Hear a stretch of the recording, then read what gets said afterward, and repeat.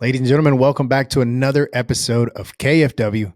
Guys, it's always great to be here with you. I hope the fishing has been really good for you guys. I think I mentioned in the last episode, it's been solid down here in Georgia. I'm not gonna lie, we had this crazy cold front come through, and now the weather, in true Southeast Georgia fashion, the weather's back up in the 70s. We went from 25 to 75. So been enjoying some great days on the water, and man, I'm just really looking forward to closing out the season strong and enjoying the holidays with my family. It is Thanksgiving week, and I hope you guys are enjoying every bit of whatever time off you have or time with the family. I hope you get to get on the water and just, guys, make some great memories over the holidays. I am a big person. I'm a big family person, a big faith person, and those things are so important to me. But anyways, we've got of course, a great episode for you guys today. Today we are talking about the 2026 Kayak Bassmaster Series. We're going to have some updates for you guys. We're going to look over the schedule, and there's been a couple of changes that our director Steve Owens is going to talk about, and it's going to be good to have him on. So without any further delay, let's get him on the show. Let's get him on KFW. Grab yourself a cup of coffee, grab yourself something good to drink, get comfortable. If you're driving, hey, two hands on the steering wheel, but make sure you're tuning in to everything we're about to cover. Let's bring him in the studio. Mr. Steve Owens. Steve, how you doing, man? I'm doing good, man. What about you? I'm doing all right. I know we've been talking a little bit already, talking about getting new kayaks, and I know you're pretty excited about what you're picking up. I've got the XTR, and we were just, for those of you guys listening, we were back here getting ready, and we've been chatting a little bit how we're going to rig these things up, figuring that stuff out, and dude, my brain's still kind of fried, man. I don't know what I'm going to do to go from the native, the Titan X at 12.5 to the XTR. The XTR is a little scary. I'm worried if I rig it for like seated kayak fishing, when I stand up, up at the front deck, I'm like, well, there's going to be no screen to look at. So I'm just trying to figure out how I'm going to do all that, man. You just use the front for like everybody else says. I'll just flip and pitch off of it, and then nobody gets up there to flip and pitch.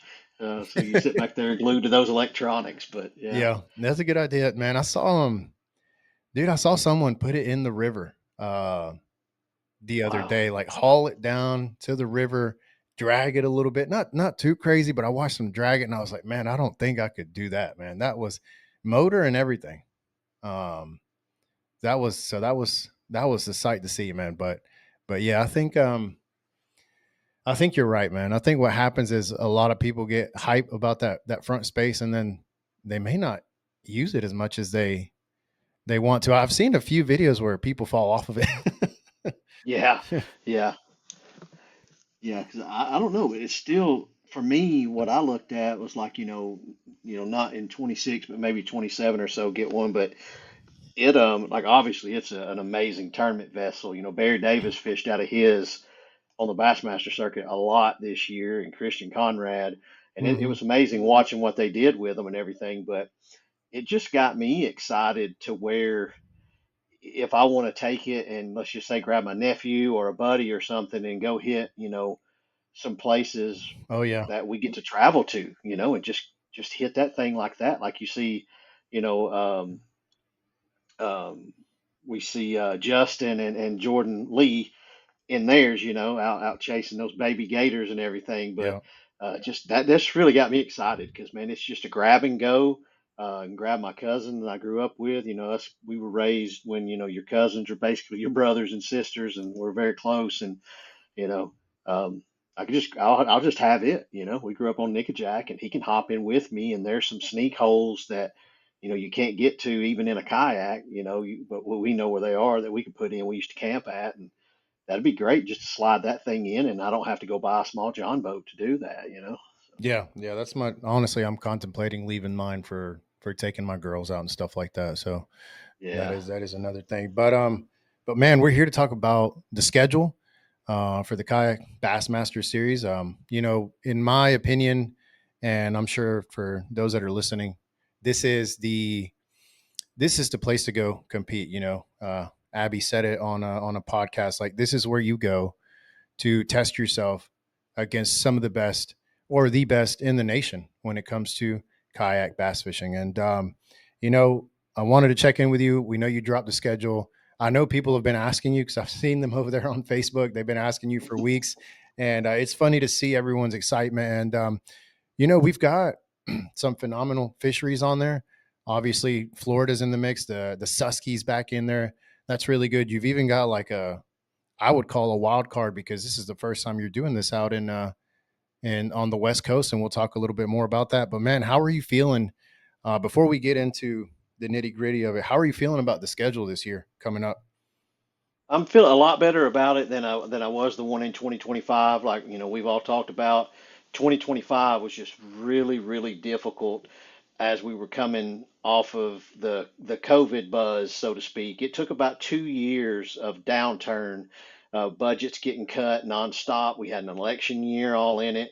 And so it was really hard to get a schedule that, as you all saw, it was so spread out. And when I build a schedule, I only look at 5 events. The West Coast one that we got that you said we'll talk about, that's an outlier. That's for the people that live out there. We can't have two or three tournaments out there like we can in the Southeast and the Midwest. So, but even having said that, the tournament was so spread out because we were in Florida. To do a little recap, we were in Florida, we were in New York, then we were over in Oklahoma, then we were back in Tennessee. So, you had Florida and Tennessee that looked close, but it's still 10 hours apart, and then Tennessee to Susky is, 12 to 14 hours. And then from there to Tennessee to New York, 17, 18 hours. And then you drop down to, you know, the championship lake having to be in Texas. It was just, it put a lot of wear and tear on people. Numbers still did pretty good.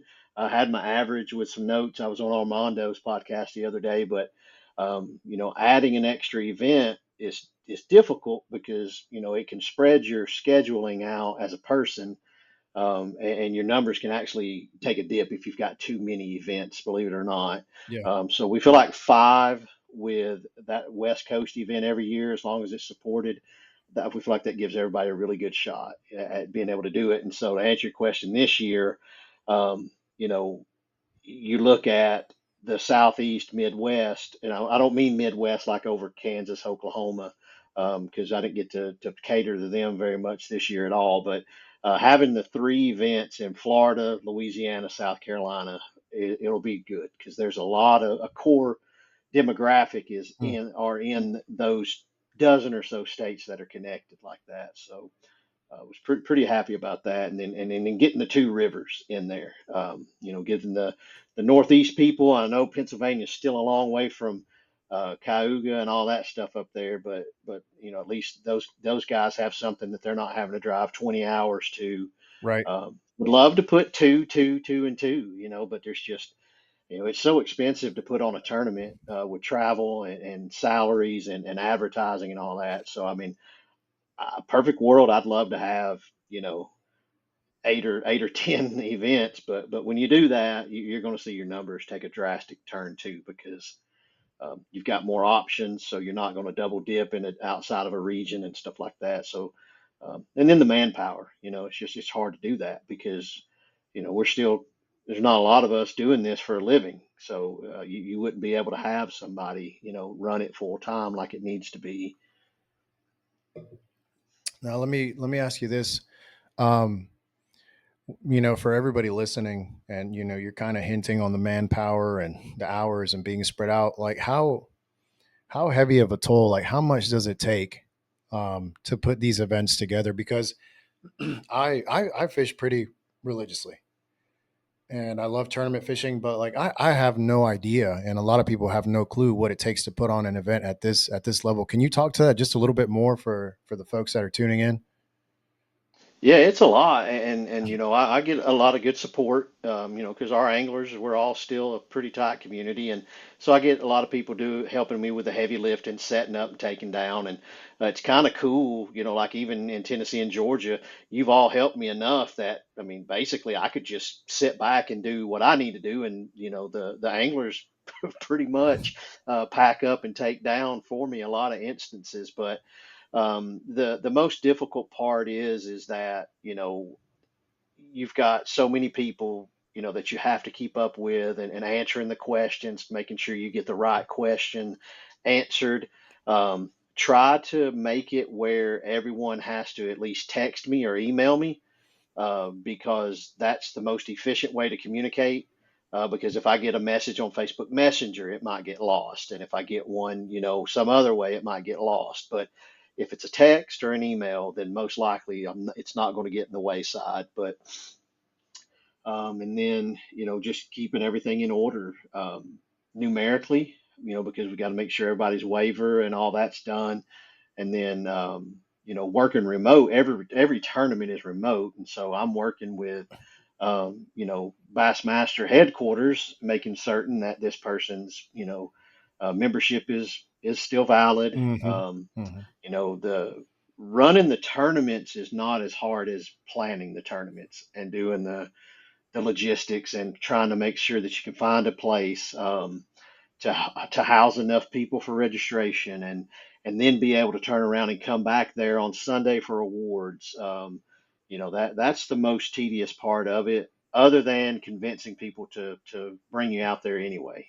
Yeah. And so it just, as you all see, I've started on 2027 now, and I started on 2026 this same time in 2024 or in 2025. Started in January, February, and it took until, right at the 1st of November to get everything signed.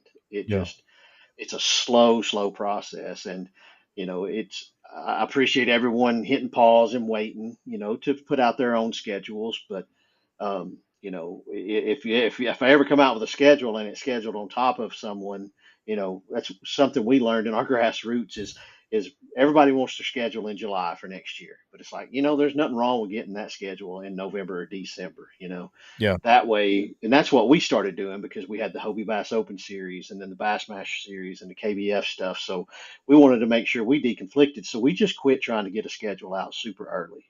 People are excited about it, like you said. So Yeah. they treat it like a football schedule, or you're ready to see who you're playing, and all that. And so, but it helps us a lot on the national level, because now we've got, the Team Kayak series, the Kayak Adventure series. We're trying to all deconflict together, um, and that gets really difficult too. And then the Bass Nation stuff's growing across the country, so they're all interested in making sure that if I'm coming close to them, they don't schedule on top. And um, so they've got permits that they have to draw too, so they can't just wait on me. So hopefully I can get 2027 done. Um, I'd like to have it done by May or June.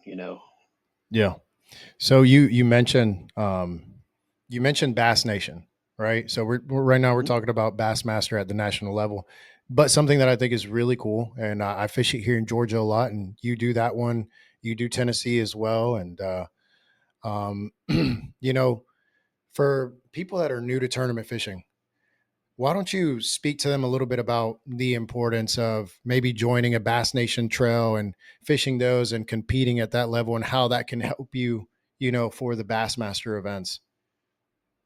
Yeah, so like we all know, I mean, and it's getting harder to keep those ones going, but our grassroots are where we all started, and we have to have grassroots, because that's where we bring in new anglers. It's as technology increased and kayaks turned into fishing platforms, it's already harder to get new people in, because they feel like the barrier of entries skyrocketed with motors and electronics. But you don't have to have all that. But and so if we can take grassroots to just a little higher level, would be what we have in Bass Nation. And it's a little more entry fee, but what you do is you hope, that you're fishing against the top people in your state.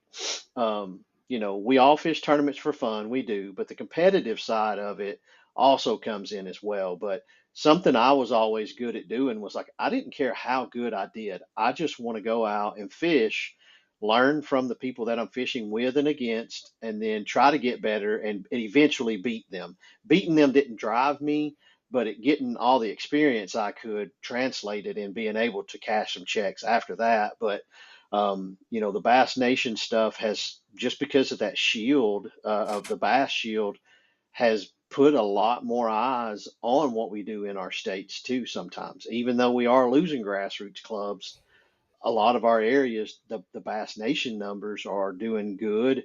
Um, Even for brand new clubs, or even the ones that we've had for several years, attendances are all still doing real good. And some of that comes from tournament director fatigue, because it's a lot to run a grassroots Hmm. club. It's volunteer like everything else we do pretty much. And then, you get, a few incidences that happen and people get alienated with one another and you just get tired of doing it. And so what I've found is with the Bass Nation stuff, a lot of other clubs are like, man, this is great. Let somebody else plan it and we'll just show up and fish. And, what that Bass Nation can do is teach you how to go ahead and make your crack mouth penalties. Not read the rules and have an Oh uh-oh. yeah, that's yeah, yeah, yeah, yeah, yeah, yeah. And so, Yeah, that's and right. That's so, right. yeah, and so that's hopefully that's where you make your uh-oh, so that you're not out, travel expenses, because you're just fishing a $40 to $75 tournament, a couple hours from the house. So, Hmm. but then that way it's kind of like what we used to do back in the day, with our online tournaments. We all fished online tournaments and had a blast with them. Some people don't like them. I always enjoyed them because I worked a swing shift. So a lot of times I couldn't fish on a weekend. I had to fish before I went to work on second shift, or when I got off in the morning on third shift, or when I was off on Wednesday, Thursday. So I loved the online tournaments. And so we kept them going in our grassroots clubs. In large part because it is a teaching ground, because Yeah. you learn how to take your pictures. You figure out, your tips and tricks, like take 5 photographs and take a picture of the ground or something. And then that's your turn, that's your break in your camera roll. And then, go back in and immediately put one in your favorites. That way you don't have 75 pictures to go through at the end of the day. You got your best one already. And those kinds of things can teach you efficiency, because it just takes an extra 30 seconds to a minute to do it. And at the end of the day, you don't leave a fish in your camera roll that you should have submitted and cost you money, because it's done it to all of us. But that's the importance of Bass Nation right now, really. It's the college anglers are taking to it. We've got more high school people getting into it, because every high school and college, or most every high school and college, have some sort of fishing team. Most all of them are part of the Bass Nation chapters of the boat Hmm. world. And they hear kayak stuff, and they want to get into it, and the schools support it. A school can actually provide those kayaks for them sometimes, and not have to hope that they've got enough boat captains to go out with those teams. And so and college scholarships are coming, full scholarships off a kayak tournament. So Wow. Wow, we're that's really incredible. excited to do that. Yeah. So with this Bassmaster that we'll talk about, we've got 3 more college events again this year in conjunction with the main Bassmaster Open tournament too. So That's awesome. For everybody listening, about how many Bass Nation trails would you say we've got right now? Roughly. well, I've If actually you got the want to pull it up, qualifier list. yeah, I've got pull the it up. qualifier list that I've been building. So we've got Arizona, Arkansas, California. There's 5, 6, 7, 8, 9, 10, 11, 12, 13, 14, 15, 16, 17, 18. So about 22, I think, right now. Okay. Yeah, that's good. And that's just the ones that I've got turned into me for people going next year to the championship. Yeah, there's 20 plus. So. Yeah, so I just want to speak on my personal experience to everybody listening. If you're thinking about getting into kayak fishing and you really enjoy this, you enjoy tournaments, I definitely recommend the Bass Nation events. And I'm not just saying it just because Steve's on here. For me, as he just mentioned, like that's where I cut my teeth. I mean, that's where I learned a lot. It accelerated my growth track as an angler because I was around, or I get to be around some really good anglers here in the state of Georgia, and you learn so much if you go in there with the right mindset. And you're right, Steve. Like I just made a mistake at the championship that cost me. And it's one of those things where I'll never make that mistake again. And which is so valuable at that level as you move up to doing a Bassmaster event or something like that. So, guys, if you're listening right now, if you've got a Bass Nation trail in your area, definitely check it out for next year. And it can be so helpful, so beneficial to your overall tournament experience. And as we talk about Bass Nation, the college events, everything that's happening right now in terms of growth. I mean, is it because let's just being honest, there have been some challenges with the health of you know tournament angling, boat tournament anglers this year. There have been some challenges, and people murmur. I know there's a lot of negativity in the industry, and we got to try our best to move forward. I've never liked that, but one of the fears I've had, Steve, is that we just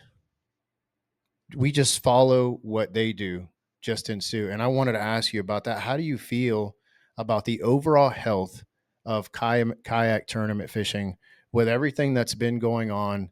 The negativity in the industry, with all the things that are happening now with the polygraph tests and the different issues. We just had it's no secret to anyone in this industry. We just had a big cheating scandal. As a director, how do you feel about where we're at right now, and what do we need to do to just improve? I think we're still healthy. We're Hmm. still seeing new people come in. But I had a conversation recently, and I'm sure you probably had the same. There's some people that we just don't see around anymore. And sometimes that's just people move on with life or whatever. But there's a lot of people, that the negativity can turn them away pretty quickly. Yeah. It doesn't even have to be anything that affects them. It's just they get pissed off if they read something or hear somebody being a smart aleck on Facebook or whatever, and they're just like, screw it, I'm out of here. Or a rumor. It doesn't even Mm. have to be real. It could just be something else. It's just like, I tell everybody it's so funny. You literally, you could have a kayaker say, well, I don't like the hat that guy wears, so I'm not fishing his tournament trail. I mean, it's that easy for kayakers to not fish something. And that's cool too. But and I get caught up in the emotion of some of it myself. Yeah. But what I've noticed is when you get on the road, people don't care. People that you never see on Facebook come up to you and say, "Hey, I saw all of that went down, and I appreciate you guys handling this or that." And I'm surprised. I'm really floored by it because it's those people that we should take a lesson from because they're not getting on there engaging with it. Yeah. For a lot of people, social media is a fun game for them. They like getting in there and mixing it up and being crude or in humor. They're having their own kind of fun with it. There's nothing wrong with it if it's that what they choose to do. But um, tournaments overall, I'm talking about from every level down. Um, have taken a dip. And I think that's just because people's money is tighter nowadays. Hmm. Goods and services were at an all-time high. Some prices are coming back down. That's getting a little easier. But something I'll kind of make a crack on is something we talked about last year. Me and a couple of buddies. Um, we all got to have the nice Verbo now. We're Hmm. used to. We didn't care. I Yeah. mean, if it Yeah. was a $100 hotel, there was four of us in it. Yeah. Yeah. Or three of us, and now it's well, we've got to get the Verbo. We've got to have this hookup. We got to have Yeah. that hookup instead of just And again, I don't want nobody to stay in a dump, but I think because in kayaking, if you look at it, most people have full-time livings. They have Mm. families, so you're used to staying in something nice because it's your own home, and so when you hit the road, you do the same thing. Yeah. And I think that can get a lot of people to where they can't do it because there's not as many people maybe traveling together anymore. But something I've seen already this year is there's a lot of people throwing messages in the Bassmaster Facebook forum. Hey, we've got extra house, we've got extra lodging on Kissimmee. Who needs a space, and it makes it cheaper for you that way. So Yeah. I tell everybody that we talk to at all of our briefings and stuff, let me, and when I say let me know if you need anything, that means lodging too, because we'll spit it out there and somebody will find you a place to stay, and Right. it'll save you hundreds of dollars, and that might be the difference in making your trip. But the negativity stuff, it can be there, but there's a way to get in, maybe make your point, but then you have to purposefully move on from it. Yeah. You can't stay engaged. You just can't. And I do it too. I'm guilty of it. There's a lot of times when it's just like, you know what? Why even comment on it? It's going to go away. And so, but the ugly stuff does hurt us. It really does. It makes good people not want to associate. Um, and maybe they should just dismiss some things themselves too. But that's just human nature. But numbers are down in a lot of instances, but I feel like the vibe of it, I felt like we slowed down just a little bit for some reason. But there again, that could just be part of my circle because a lot of my circle doesn't fish anymore, or Right. the circle that I had started out with. But there's a lot of new people that I don't know, and so that's very very nice to see. We're still getting 20 plus states represented in our Bassmaster series. But we just have to, and the commitment's there because, you can have commitment to a tournament series for a couple, 2, 3 years and have fun with it. And then the next thing you know, it's just like, well, hey, I want to start my own club. Well, that's nice because it can be very fun and rewarding. But when you start more clubs, you're just taking the same anglers, you know, on down the road from some other club, and so you're really not growing anything. It's just Yeah, you're diluting you're everything. just So recycling. You're recycling the yeah, yeah. the same Steve people. Field says we're all kicking the same can down the road. It's what Yeah. he said. He Yeah. always said, we're competing for the same anglers. The same budgets. Budgets don't grow just because you add more tournaments. That doesn't make Yeah. people's budgets grow. So that was a hard lesson for me starting when we built the Bassmaster Kayak Series in 2020, I think, or yeah, 2019 we had our first championship, I think, and then the first series was 2020, and then I had to leave. But when I come back into it full time, all I could think about was, like I said, I want a tournament in New York. I want one in the Pennsylvania area. I need one over in Wisconsin, Oklahoma, Tennessee, and all that. And then that they taught me, you can't build too big a system, otherwise you can't maintain it. Hmm. They're not printing money. People still don't have a budget to fish, X amount of tournaments. So you gotta be careful with that. It's really tricky. I'm nervous about this year because we're adding the championship format change. So that's a Yeah. extra event for everyone now. Yeah. So That's true. Well, let's speaking on that, let's get into that. I've got the schedule in here, and for those of you guys listening, it's just super important as we get into the schedule to just note what Steve said about remaining positive in this industry and just being aware that negativity at the end of the day, it doesn't just hurt the shield, it hurts me and you, it hurts all of mhm. us. So that's so important. But man, I'm excited. I'll be at 4 of these events this year, so you coming up, so I'm pretty pumped. um Number one, we've got in Florida the Kiss Me chain. And for everybody listening, I'm going to drop this in here, Steve, because I know I'd like for people to comment and let us know what they think. But I had to use Chat GPT, and I said I put it in there. I said, tell me how the event's going to be won, and I hope some local people from these places hop in there and just give me something else. But guys, for Kissing Me Chain, Chat GPT, these are the points right here. The winner's going to find cleaner water after the fronts. 2 to 4 visibility is gold. Grass edges, isolated pads, hard spots. Those become the highways for big females. And then baits that win here. You ready? You love this one. A lipless Yeah. chatter chatterbait. I think we all know that lipless chatterbait. Big stick worms, speed worms, and a swim bait around hydrilla holes. And then here's the last point. Someone will find a stupid good shell bed and camp on it, and they can win like that. I mean, what you think, man? I mean, you fish I, down there. You fish. Listen, you fish Grass Lakes pretty good, guys. If you oh yeah. listen, if you're listening to Steve, O's actually he's a bit of a hammer on some of these grassy lakes. So what you think about that, man? Something grabbed my attention, and it kind of made me feel a little bad was finding that shell bed because I remember when we first started fishing.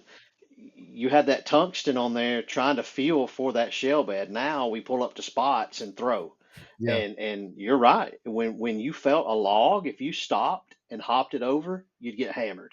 Yeah. If you Yeah. find that shell bed, you stop and remember that shell bed, and you throw a creature bait through it. Then you throw a shaky head through it, and then if you got a Ned, you throw a Ned through, throw everything you got through it before you leave it. Yeah. I could see it very easily because I'm excited.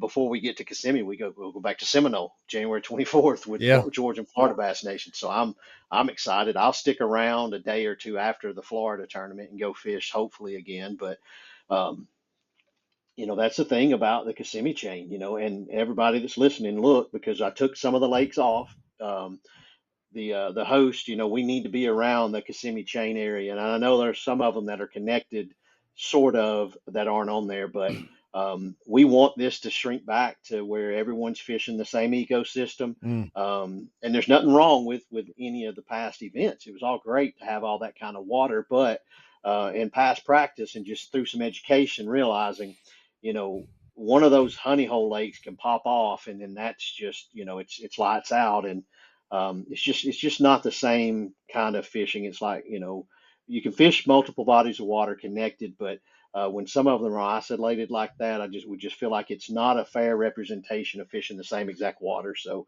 that's why those changed. This year there's 5 lakes on there, I believe. But yeah, they'll all set up that way, like you said. And another thing that it's going to do is you're all going to be breaking down that water. You yeah. know, so to your point, that's something people need to listen to, was what you said, because a lot of people just go out and start throwing and casting at areas and not really putting that thought process of, well, wait a minute, this water's dirtier, I'm getting bit because I'm throwing a certain color. Um, and then the others are looking like, well, hey, this water's a lot clearer. Sometimes the ugly water's where they're at. Yeah. But Yeah. you got to make those notes, and so that's a good point to bring up. Kudos, Chat GPT, on that one. Oh, I got you on the next one. Here we go. Yeah. Cato All right. and then Lake is, if I'm saying this right, Bistanu. Yeah, Caddo Bistano. Yep. Cato Bistanu. Okay. And so Louisiana, his April 18th is how it's going to be won. So cypress trees and shallow grass. And here's what it thinks the winning pattern will be. The winner will identify a productive tree rotation that reloads with feeding bass. And I was not expecting that. That's pretty sneaky there. A productive tree rotation that reloads with feeding bass. And it says swim jigs through the grass lanes, frogs over scattered mats, and then Texas rigs pitched into trees. So that's what it's got for that time of the year. Well, the good thing about Caddo Bistano, or the bad thing about Caddo Bistano, is every bit of it is cypress Cypress trees. trees Yeah. and that grass that it's talking about. And so Hmm. that's the challenge of those lakes is, and even historically, you can go back to the same areas you've caught them before, and they're just not there. They could be 6 trees over, and you've got 1,000 trees to have to look through in a day. So it's challenging. The first time I got to fish down in Louisiana, me and Sassy Dan, we fish Bussy Break, and it's loaded with monster fish, and we wrecked them pretty good. And it was 100 degrees, 105 degrees, something like that. But after that trip, every time I saw a cypress tree, I thought I was going to catch a fish. I don't care if it was on Pickwick. I saw a cypress tree, I'm going to catch a fish over there. It's Yeah. just Yeah. not that way, but that's going to be a great event. And so we look forward to getting back down there. I think we had almost 200 there the year Gene won it. So. Yeah. Yeah, that was a great event. I remember that. Mhm. Number 3. This is the one I'm a little bummed out, man. I'm gonna miss this one because I've got a wedding that time of the year, and I'm a little. Thankfully, my wife doesn't listen to this to the podcast. Sometimes she'll play my YouTube videos in the background, but she doesn't listen to this one, thank God. But man, I'm not gonna lie, I'm pretty bummed. I tried to get out of the wedding, and she didn't go for it. So Yeah. so Chat GPT's got us expecting the winner to be within 1 to 2 miles from a major spawning pocket. And then again, it's mentioning cypress trees in 2 to 4 feet with a jig or a Texas rig. And then another thing is post spawn wolf packs chasing bluegill. And then someone may find a big brim bed zone and stays there all day with glide bait, buzz bait, swim jig or chatterbaits around grass. So a lot of power fishing Yeah, so this far. will be a little more challenging because it's later in the year than what Mm, the prime times are up there. yeah. Hopefully we're dodging the weather by doing that too, because Hmm. Santee Cooper, you can cancel a lot of events up there because it's not Yeah. very deep. And when that wind blows, you literally can see the bottom of the lake and stumps in there, and you'll get killed. It's just dangerous. And so, Yeah. Yeah. but I think that we should be outside that pocket, hopefully. But it's going to turn into, like you said, power fishing. For me anymore, a wacky rig's kind of power fishing because you fish them so fast. That's a speed presentation's kind of power to me too. But Yeah. there's a lot to do up there. That was going to be a good one. The Queen City Club is fishing the same weekend with us, so Oh, really? So you can double that dip. could be, yep, that could Okay. be a huge event Awesome. there. That's But South yep, Carolina, right? South Carolina Trail. yep, That's a yep. they've got a solid trail. North Carolina, South Carolina. No, Yep, yeah, yep. they've Vinny does the North Carolina, and I yeah, think Blake does the South Carolina part. But yeah, yeah. Hey, hats off to them for, continuing to put that on for those guys up there. That's awesome that you'll get to double dip if you do this event. Now, this one's event number 4. This uh-huh. one for me, and I guess for everybody else too, was this is the wild card, the surprising one. I looked at it and I was like, well, I wasn't expecting that. And immediately I was like, well, how am I going to get there?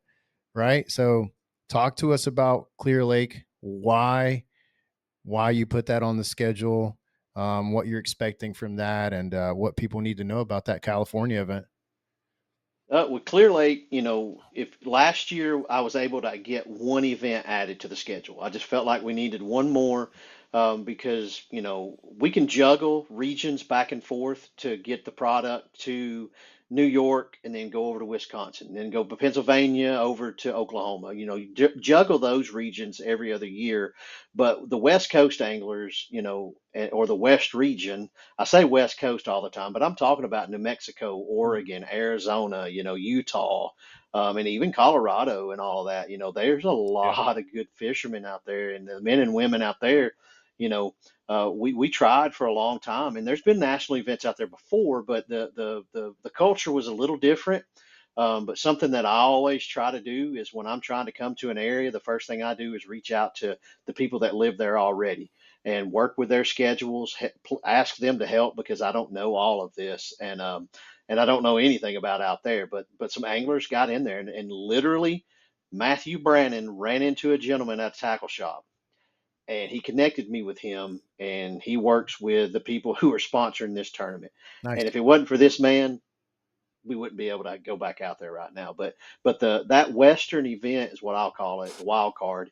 That's for those anglers out there because they deserve a tournament to be able to make it to the Bassmaster Championship, just like we do here in the Southeast.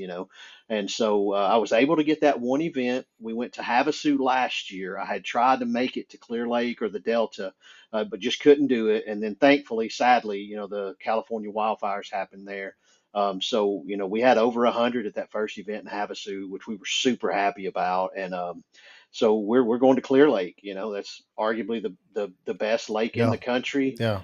For 25, 30 years, it seems like it just goes in and out of the rotation cyclically like everybody else does.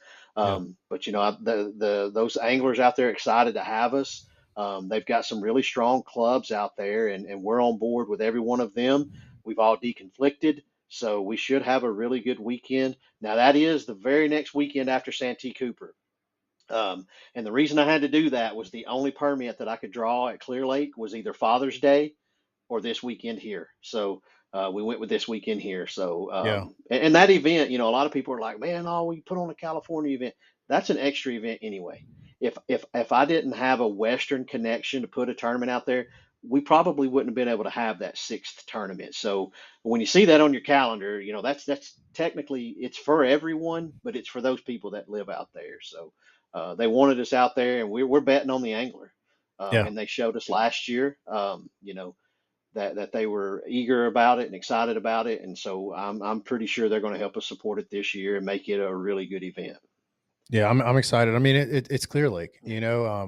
and obviously this podcast is a part of the Serious Angler Network, and one of the things we're trying to do right now, There is this big disconnect between the East and the West.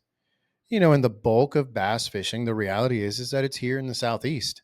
That is the reality. Mhm. A few major key states, and then moving out into Texas and a little bit of Oklahoma. Like we know that, but as you mentioned, there's a lot of great things happening in the West.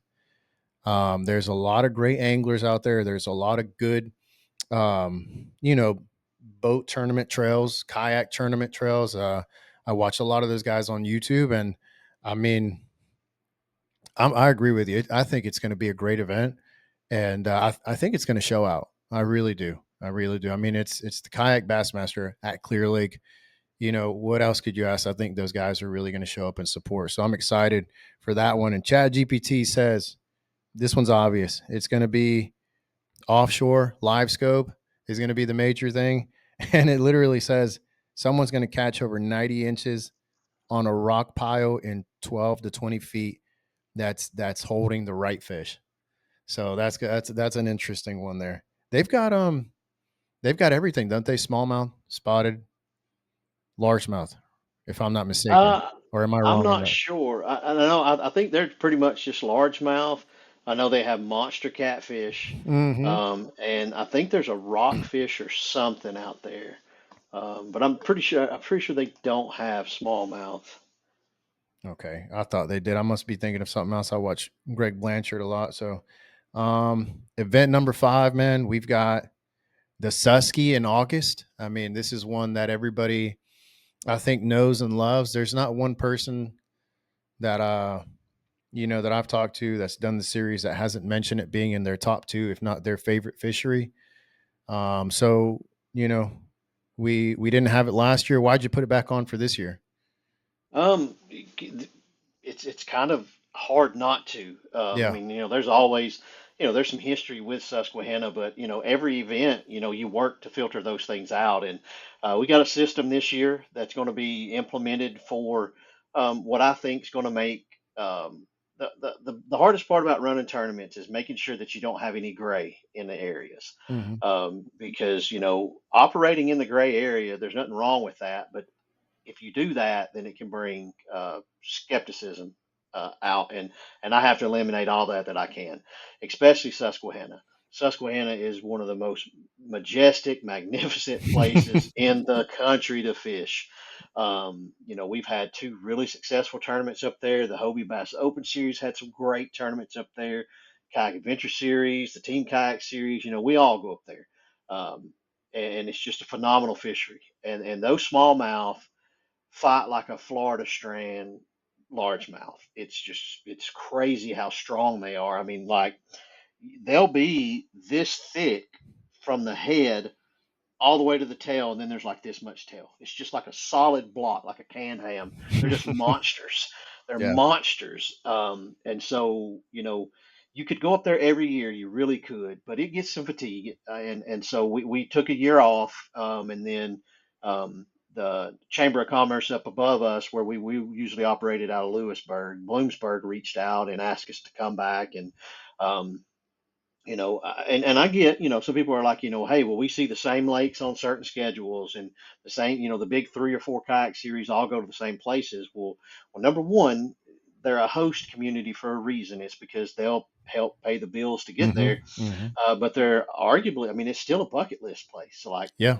I could put a tournament on, um, I don't even want to throw a lake out there because it'll be somebody's favorite and they'll get mad. But I could put it on Lake X, and it's just because I mean, okay, we've never been there before, but it's not that great a place, and there are some great places we could go. We just don't have relationships there yet to go there. But Susquehanna, we brought it back in just because it's Susky. People will just know. Yeah. The last tournament we had that Ewing won. Daniel and I did the math, including skunks. I think we had 213 anglers in it. I'm pretty sure the average fish count was 16 fish per angler. Wow. That's Wow. including skunks. That's how many culls. Just there were people, Louis, that had 17 and a half inch smallmouth and couldn't use them, you know? Yeah. Yeah. Yeah. Yeah. Yeah, because they didn't need them, so they were catching 30 and 40, 17.5 inch smallmouths, which is a 3.5 pounder, That's crazy. and Yeah, couldn't use them. They were catching no, that many fish. that's incredible. That's incredible, man. And yeah, I'm excited to get up there. I can't tell you how many people have reached out to me on social media, not just for the Kayak Bassmaster. I've had literally more people reach out to me and tell me to get to the Susky than anything else on Facebook, on Instagram, on YouTube. Like that's they'll just randomly see that I fish rivers or I'm fishing here and they'll be like, dude, you need to get up to the Susky. So I get Yeah, it. Yeah, I get it. So Chat GPT says you know, classic shallow smallmouth current patterns. And of course, the winner's going to find a magical 200 to 400 yard stretch and never leaves. And then big players, kind of surprised by this one. Ned rig, obviously, but then it's got the Helgramite and then, 3-inch swim baits and then top waters, early mornings. And if the water's rising, a spinner bait, crankbait type day. And then, yeah, low water, finesse, and, you know, what's it called? What's that, Jeff? What's Jeff call it when you leave it sitting there? When you soak a bait? yeah, yeah. Yeah, Just soak it. yeah, Yeah, just yeah. soak it. Yeah, yeah. So that's awesome. Excited for that one. And then finally, before we get into you explaining the championship, we've got the Wolf and Fox Rivers. Has the Kayak Bassmaster been up there before? Is this the first time? No, we haven't. Okay. AJ took the Hobie Bass Open Series up there some years ago, and it's just stuck in my brain ever since. Like I didn't get to make that trip, but just watching the smallmouth that those people caught, it rivals Susquehanna Mm, in the quality of fish that you can catch. And um, you know, Wolf and Fox, they're a big time tournament host. They host all kinds of stuff. yeah. And so I've talked with them for the last 4 years, to be honest with you, including this year. And I was like, guys, I right now I had the Susky on, and I was like, you know what's wrong with going to two rivers in a year? Yeah. Let's Yeah. give the river people what they need. Because you've got three. Well, I had a guy tell me the other day. He said, I hate fishing rivers and I hate alligators. And so now you're asking me to come fish, and I said, Oh well, man. we got three alligator lakes and two rivers, and Yeah. so. So yeah, but Wolf and Fox is another really, really great smallmouth fishery. And so I put on tournaments, number one, where I think people are going to have the most fun and enjoy a great fishery. Yeah. And then I start working on the relationship with the Chamber of Commerce. And if that develops, then we'll go. And if not, then I'll move on to the next one. But I think everybody's going to be really happy with Wolf and Fox. Yeah, I mean, it sounds I did a little bit of research, reached out to a couple of people about it, and I've gotten nothing but good feedback. Same thing as a Susky, typical smallmouth patterns and finding that right stretch is what's going to win this event according to Chat GPT. But yeah, but finally, as we kind of wrap up everything, man, some people have got questions about the championship coming up. So talk to us about the championship changing. That's a big change for kayak anglers and for the series. Tell us a little bit about that decision. What led you to do that, and what we can expect from that. Yeah, so every year we have a tournament season, and then the following year in March we fish the Bassmaster Kayak Series Championship in conjunction with the Bassmaster Classic. We started the Bassmaster off at a classic with an open championship on Logan Martin, where Jim Davis won, and so we've kept it attached to the Bassmaster Classic for the drawing power because it's exciting. Our anglers get to go across stage when they fish on Wednesday, Thursday. On Friday, they get to go up on stage. We get to hype them. We get to announce them in front of the streaming and everything. Um, and just be a part of that whole weekend. And so that's been really successful. It's been well received. We've had a great time doing it. One of the big draws for the Bassmaster Kayak Series is that we market our anglers. We've got the website that just gets millions of clicks and views. The social media is growing on that aspect of it. Working on trying to get some YouTube things thrown in and everything as we grow. Um, but the Bassmaster Classic is for the elites. That's an expo that's been there for however many years it's been there. And we've always been a welcomed part of it. But when you've got a production that goes on like that at that level, it's really hard to highlight another event that's going on because it's already structured and we're coming into it. And so they've done a good job incorporating us throughout the week. But we're the only championship that doesn't get its own hype machine and its own publicity because, again, we are factored into the classic, and it's going to be really hard to be visible on that level. Well, the classic is actually being shortened. The air time, the television time is the stage time. People have spoken. It's really, really long and drawn out. And so those things being cut means stage time gets cut as well because every 15 to 30-second slot on stage is a calculated deal, just like Super Bowl ads. And with that being said, this year in Knoxville, Tennessee, the championship, the Bassmaster Classic. They're cutting the college and the high school winners. They're not walking across the stage this year. So Okay. this was going to be the last year that we were going to be a part of the stage. And so in doing that, GL and the guys at Bass said, hey, what do you think about going to, a late in the year championship? Because when we do that, it's going to open up different opportunities for us. And I didn't know what to think about it. So we put it on a table and we looked. If we stayed with the classic, we're just going to be marketed as, hey, there's a kayak championship going on. We could do awards inside the classic where they host the expo and everything. We could be on a stage there, uh, but that's fine. We would still be able to do it. You're not going to get to go across a Bassmaster Classic stage, which would be a bummer.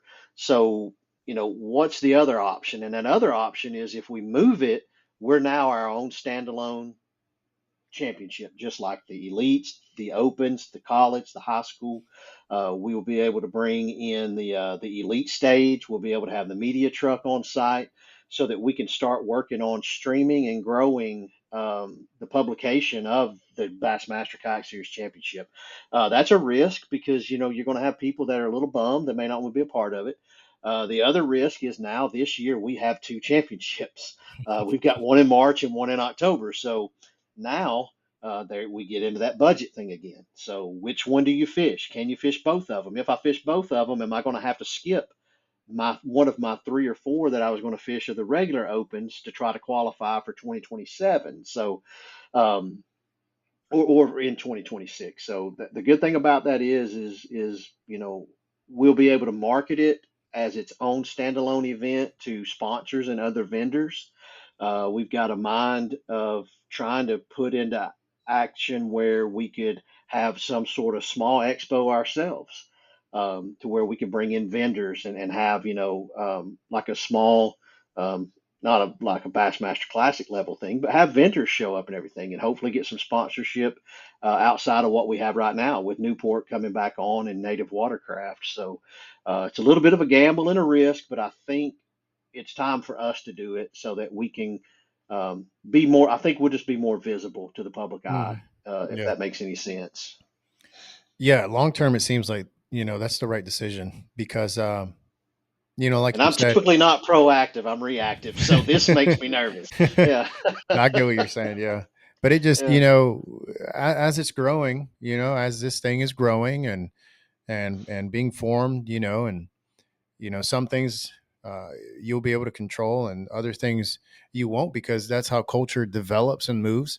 It is important that, that kayak anglers have their own platform at that level that someday someone would look up and say, man, just like they say, and I know right now it seems like something crazy and a long shot, but you just don't know how things are going to change. But, someday some high schooler or some kid or someone's going to say, man, I really want to walk across that kayak Bassmaster stage. Mhm. That may be what they want to do and who they want to be. And so I think it's going to be good to see how that platform grows and I think overall knowing the angling community and most of the people that do these events, I mean, I know it's going to be a decent response overall. Of course, there are going to be some people that say, hey, well, that's a bummer, and I agree. Like it is a bit of a bummer right now, Yeah. but hopefully 'Cause as it's fun. We all get to see one another yeah, there, I and bet. it's a big deal. You know, Yeah, everybody, working for Dugout Bait and Tackle, I work with a lot of industry reps, and so do you now. yeah, Um, they see us at the classic. They're like, dude, these freaking kayakers are everywhere, so yeah, in a good yeah. way. And so that's where you shoot your shot too, That if is, if yeah, you're looking for sponsorships and relations. And so yeah, but this, like you said, I mean, this is our own now. This is ours to grow. So yeah. if you question why, also question, well, what can I do to be, Hmm. positive about it and help everybody grow with it too, and so um, Absolutely. and before we forget, I will interject. We got the college series is back with us again this year. That'll be 3 events, and they fish the same event as you. They don't fish a separate event, so they're not fishing for your fish and not ponying up the big money like y'all are. So they're actually in the open as well. But they'll be there at the Kissimmee event, the Caddo Bistino, and the Susquehanna Nice, tournament. So, nice. yep, yep. So. Listen, if I register at Gwinnett Tech here, can I compete in those? I think you're out. Hey, you're just too old now. We that's did have to that's step messed in and up, put an man. You age don't limit. you don't know how old I am. Yeah, yeah. I see white in that beard. You ain't got as much as me, but there's a little in there. So yeah, yeah. Oh yeah. But No, yeah, it's good but to we have you had to back do that. on. Yeah, if you're X amount of years removed from high school graduation, you can't. And I think we put that at 6 years or 5 years. So yeah, Gotcha. Hey, that's fair. That's fair, man. yeah, Yeah. yeah. But the Well, college kids are all about it, man. They're really supportive. So we appreciate yeah. everybody and what you do and bringing us on here. And my wife's gone, and I told her I was going to be on here with you for about half an hour. She said, "No, it'll be an hour." Because every time I tell her it's going to be an hour, it's an hour and a half. I can't help Yeah. it, but we got a Listen, lot to talk about. listen, Yeah. we're at 55 minutes, man. We're gonna be fine. We're staying right under an hour. But man, dude, thank you for coming on. Thank you for giving us a look into the future. And I'm really looking forward to be at these events, man, and just uh, connect with people that I talk to on social media all over the country and just have a good time, man. It's such a phenomenal learning experience to be around such great anglers and a diverse community of anglers. Because the thing that's special to me about kayak fishing is that because it's more accessible, you have a lot of different personalities involved. So you get to rub shoulders with a lot of people that think differently. River guys, lake guys, guys that have fished saltwater. And I think that's the coolest thing about the sport. So man, thank you again. I'm looking forward to it. And anything else you want to say? Anything else you want to plug before you go? Man, no, I just appreciate everybody. Make sure go ahead and be a little proactive and go to the Bassmaster website, Hmm. go to the kayak section. Now, I'm telling you to go ahead and be proactive, but don't do it just yet because it'll be all available in January. But starting Hmm. January 1st, head over to the Bassmaster page website. Go on and get into the kayak resource page and go ahead and fill out your waiver and your W-9. You got to do that every year. And when you do that, that'll make registration on our side a whole lot easier. All that information is on the Tourney X page as well. If you pull Tourney X up, there's a big red and black tab that says W-9 waiver. Go ahead and hammer those things out. Read the rules. I always printed and carried them in my truck with me because there's always things I'm not going to remember. Go ahead and it'd be a great idea. Go ahead and take your boater safety courses. We all need them. A lot of states are requiring them.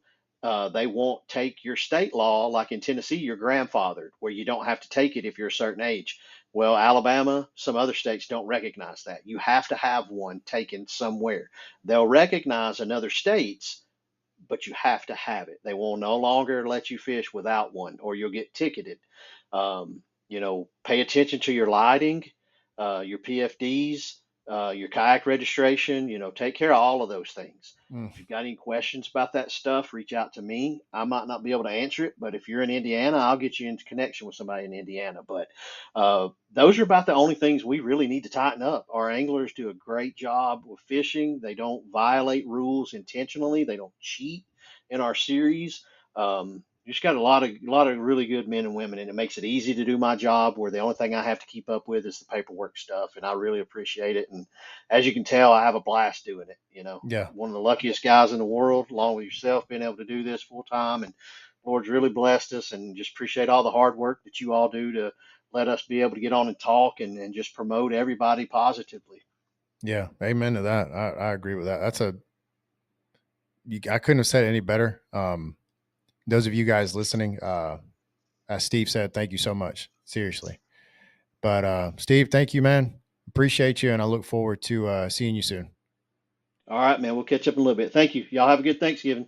All right, everybody. Well, I hope you enjoyed that episode with Kayak Bassmaster Series Director Steve Owens, a great guy. He's a good friend of mine, someone who I respect. And guys, so important that we just continue to support those of us who love tournament angling and who believe in it. So important that we continue to support it, continue to bring positivity to the scene. And as always, guys, thank you so much for tuning in, for watching, for listening. I've had a few of you guys reach out on social media and say you're liking the episodes. Do me a favor.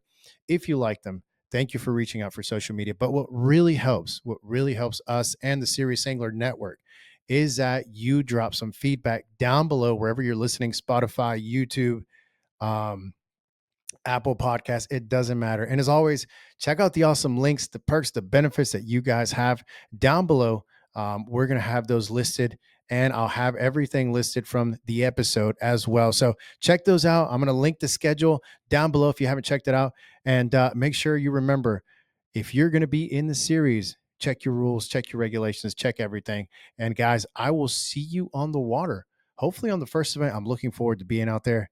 Have a great, phenomenal, wonderful, and I hope you get to send it day.